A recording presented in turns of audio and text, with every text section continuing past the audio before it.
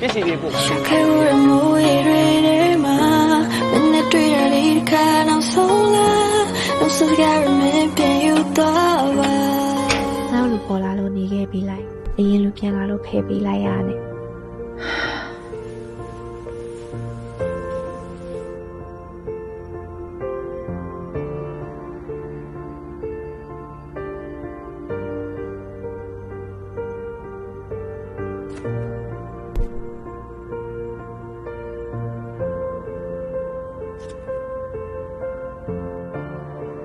လက်ချက်ကမှတနေ့အောင်မှခံပါသေးတယ်။အားတို့ချာတန်ရောစင်ကတော့တနေ့တောင်မခံခဲ့ဘူးလေ။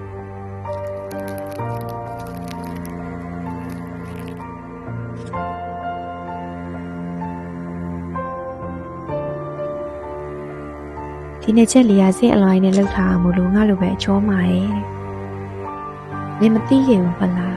။ဒီလိုမမချစ်ချစ်နဲ့ချက်ဘူးလေးရဲ့အတွင်းဘက်မှာငါလုံးဝမနိုင်နဲ့ချက်လေးရှိတယ်လို့ပဲ